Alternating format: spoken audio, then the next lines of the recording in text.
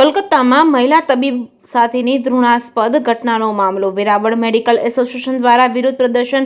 તમામ તબીબોએ કાળા વસ્ત્રો ધારણ કરી વિરોધ નોંધાવ્યો છે. કલેક્ટર મારફતે સરકારને પાઠવ્યું છે આવેદનપત્ર. ઘટનાને લઈને તબીબ આલમમાં ઘેરા આક્રોશ. ગુનેગારોને કડક સજાની માંગ કરાઈ છે. જે કેસની ગુજરાતી સાથે મહેશ વાજા, સોમનાથ. મારું નામ ડોક્ટર જવાહરસિંહ ઠક્કર, સિનિયર મોસ્ટ સર્જન છું વેરાવળમાં. છેલ્લા 50 વર્ષથી પ્રેક્ટિસ કરી રહ્યો છું. આજના દુઃખદ પ્રસંગ એવો છે કે જેનું વર્ણન કરતા હૃદય દ્રવી ઉઠે.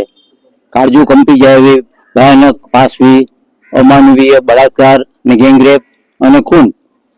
એક મહિલા કે કોકની બેટી છે, કોકની બહેન છે, એના ઉપર થયેલા ગુના અને અપરાધને વિરોધ કરવા માટે દિલ્હી હેડક્વાર્ટરના આદેશથી ગુજરાત સ્ટેટ તરફથી મેસેજ આવતા વેરાવળ આઈએમએના બધા ડોક્ટર મિત્રો, private nursing home, hospitals, private clinics, corporate hospitals, charitable hospitals અને બધા ડેન્ટિસ્ટ આજે સવારના 6 વાગ્યાથી આવતીકાલે 6 વાગ્યા સુધી સંપૂર્ણપણે હડતાલ પાડી રહ્યા છે.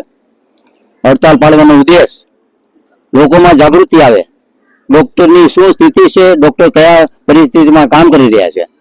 વિશ્વમાં કોઈ પણ દેશ એવો નથી કે જેમાં કોઈ પણ વ્યક્તિને 36 કલાકની ડ્યુટી આપે. કોઈ પણ જગ્યાએ 8 કલાકની ડ્યુટી હોય, 12 કલાકની ડ્યુટી હોય, એ બધા ડ્યુટી ક્યાંય નથી હોતી. આપણા દેશમાં જ એક જ રાજ્યમાં અને એક જ જગ્યાએ એડમિટ બેડને 36 કલાકની ડ્યુટી આપવામાં આવી હતી. અને 36 કલાકની ડ્યુટી દરમિયાન વેલ પ્લાન્ડ મર્ડર, વેલ પ્લાન્ડ રેપ તો એ હશે કે એની કલ્પના તમે કરો તો ધ્રુજી ઉઠો. સર, આજે કેટલા ડોક્ટરો જોડાયા છે સમગ્ર? આજે લગભગ 80 થી 90 ડોક્ટરો વેરાવળમાં અત્યારે જોડાયેલા છે. એ પ્લાન મર્ડર કે જેમાં ગળાનું હાર્ડ બોન જે ફ્રેક્ચર થવાનું અશક્ય છે, એવું પાશવી બળાત્કાર કે જેના પેલ્વિક બોનના ફ્રેક્ચર થાય. કોઈ બહેનનું પેલ્વિક બોનનું ફ્રેક્ચર ક્યારે થાય? માસિવ ગેંગરેપ હોય ત્યારે. એ થયા પછી પણ મીડિયા અને સરકાર અને સરકારના પ્રતિનિધિઓ આ વસ્તુને સાવરવા માટે જે પ્રયત્ન કરી રહી છે એની સામે ડોક્ટર મિત્રોનો સખત વિરોધ છે. ભવિષ્યમાં આવા બળાત્કારના કેસ ન થાય, ડોક્ટરને સંરક્ષણ મળે અને લોકોને સાથે આ વાત પહોંચે એ હેતુથી આજની આ મિટિંગનું અને આવેદનપત્રનું આયોજન થયું છે. આપ મીડિયા સૌને વિનંતી કે અમારો અવાજ લોકો સુધી પહોંચાડજો. લોકોને કહેજો કે ડોક્ટર કઈ પરિસ્થિતિમાં જીવી રહ્યા છે, કેટલા સ્ટ્રેસ અને સ્ટ્રેનથી જીવી રહ્યા છે. આ સ્ટ્રેસ વિશ્વના કોઈ પણ વ્યવસાયમાં નથી. એટલે આજે મીડિયાનો સૌ આભાર માનું છું અને વિનંતી કરું છે કે અમારો અવાજ એક મીડિયા એક લોકોને પહોંચાડજો અને અમને આભારી કરશો. ધન્યવાદ. વાત કરવામાં આવે તો 1973 ની અંદર મહારાષ્ટ્ર, 2024 ની અંદર દિલ્હી અને 2012 ની અંદર દિલ્હી અને 2024 ની અંદર આપણે દિલ્હીમાં ફરી પાછું કોલકાતામાં બનાવ બન્યો છે. શું કહેશો કે આ ક્યારે અટકશે અને મહિલા તબીબોની સિક્યુરિટી માટે સરકાર પાસે શું તમે વાત કરશો? સરકાર પાસે અમે અપેક્ષા ઘણા વખતથી રાખીએ છીએ, ઘણા બધા પ્રયત્નો કર્યા છે, પણ હજી સુધી એમાં કોઈ નક્કર પગલા લેવાયા નથી. આવું થાય ત્યારે સ્મશાન વૈરાગ્ય જેવી વાતો થાય, મીડિયાને જાહેરાત આપવામાં આવે તમે આમ કરીશું, આમ કરીશું, આટલા કાયદાઓ કરીશું, કે કેસ કર્યા પછી 6 કલાકમાં એફઆઈઆર દાખલ કરશું, પરંતુ ઇમ્પ્લિમેન્ટ થતું નથી. અને ઇમ્પ્લિમેન્ટ થાય તો political muscle power, man power ને મની પાવર એના પર હાવી થઈ જાય છે અને આ બધા કેસને દબાવી દેવામાં આવે છે. આપણે સૌ અનુભવેલું છે. આવા કેસીસમાં લાંબા નિર્દોષને કે એકાદને આગળ કરી દે, એની પાછળ જે બળાત્કારીઓ હોય અથવા ગુનેગારો હોય લોકોને સાવરી દેવામાં આવે અને અંતે 2 વર્ષ અંતે કાયદો સંકલી દેવામાં આવે.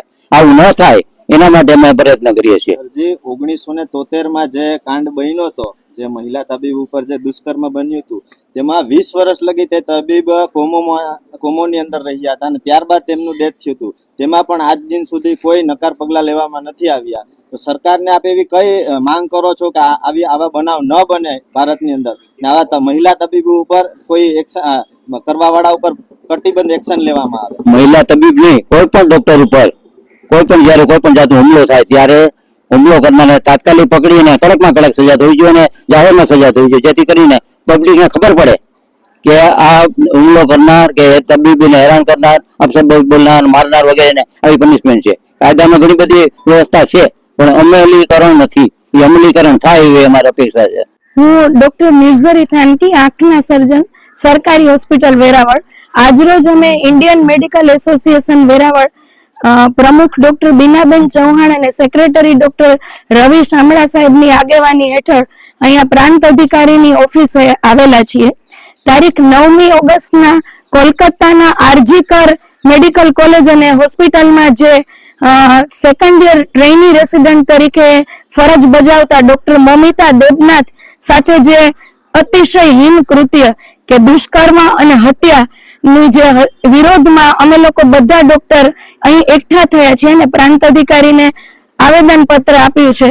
આજે મારે એટલું જ એક મહિલા તબીબ તરીકે કહેવાનું છે કે જ્યારે દેશ બેટી બચાવો, બેટી વધાવો, બેટી પઢાઓ એવા હેતુથી આગળ વધી રહ્યો છે, ત્યારે હજી આપણા દેશમાં એક હોનહાર તબીબ સાથે આવી ઘટના બની ખરેખર શર્મનાક ઘટના છે અને એના વિરોધમાં અમે સૌ દેશવ્યાપી IMA આજે હડતાલ જાહેર કરી છે, જેમાં ઇમરજન્સી સેવાઓ ઉપલબ્ધ છે પણ રોજ નિયમિત રીતે ચાલતી OPD અને ઓપરેશનો આજ 17મી ઓગસ્ટના અમે બંધ રાખેલા છે.